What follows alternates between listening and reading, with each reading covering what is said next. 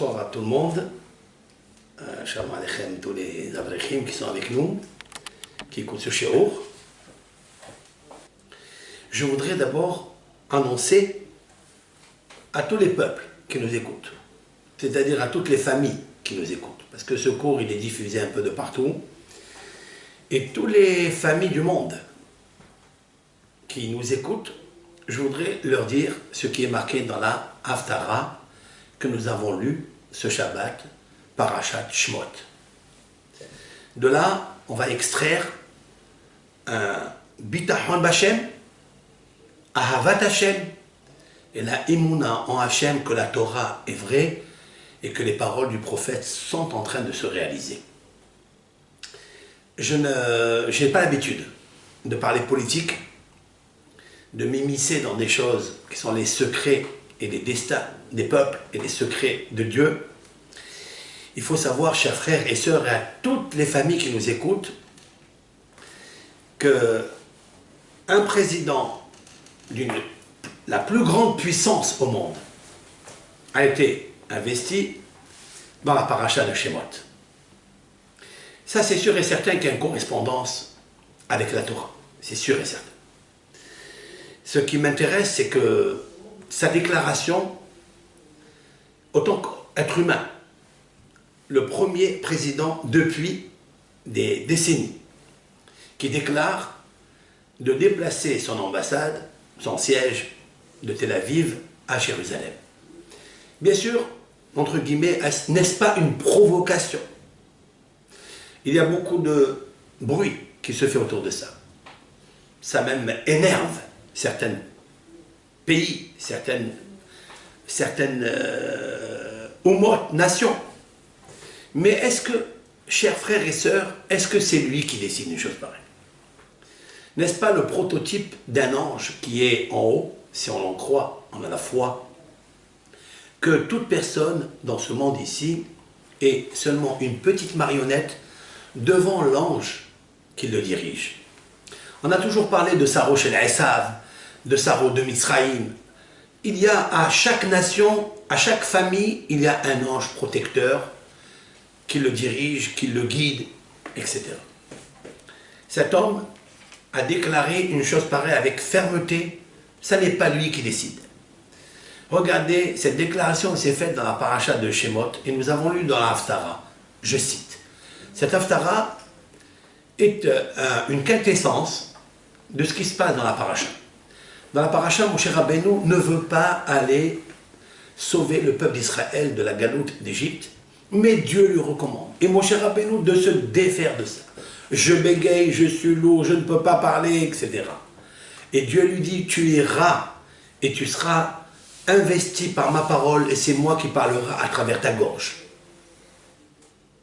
Et c'est ce qu'il va faire Moshe Rabbeinu. Dans la Haftara se trouve dans Jérémie, dans le chapitre 1, dans le verset 15, nous allons lire quelque chose ensemble.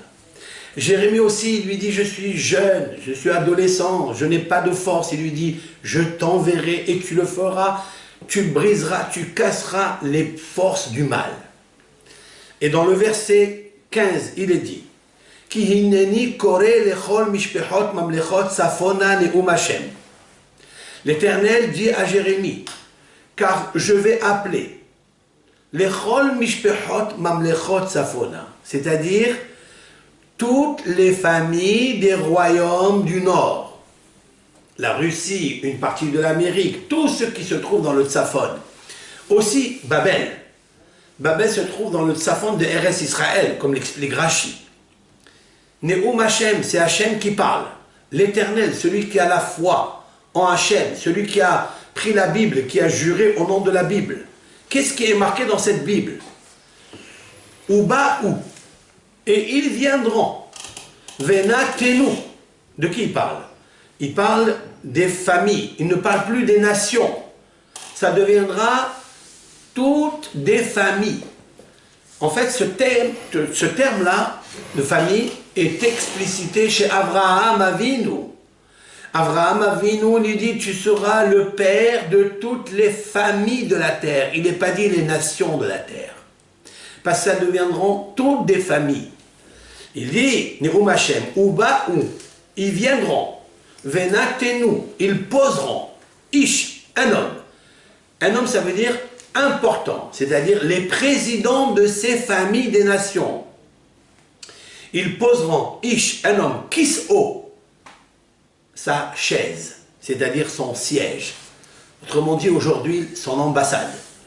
Petah Sha'arei Yerushalayim, à la porte des portiques de Jérusalem.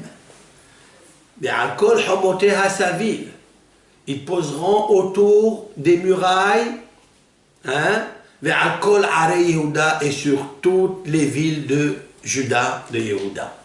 Il est marqué ici clair que tous les peuples qui sont des familles poseront leur siège à Jérusalem. Ce sera obligatoire. Ça n'est pas ni Trump, ni X. Ça n'est pas cela. C'est Hakadosh Baruch Hu qui a dit que la Bible soit et que la lumière fut, et la lumière va éclater dans le monde. Et on sera obligé, chers frères et sœurs, de devenir une seule famille, qui viendront à Jérusalem, qui beti bet tefillah, ikare lechol ha'amim. Car Jérusalem, là se trouve la maison de ma prière, où viendront prier toutes les familles qui vont avoir la foi et que jusqu'à présent ils ont adoré les idoles. Ils ont adoré l'action de leurs mains. Ils vont croire en Hachem. Tout le bouleversement qu'il y avait jusqu'à présent, vous savez c'est quoi? C'est le Satan.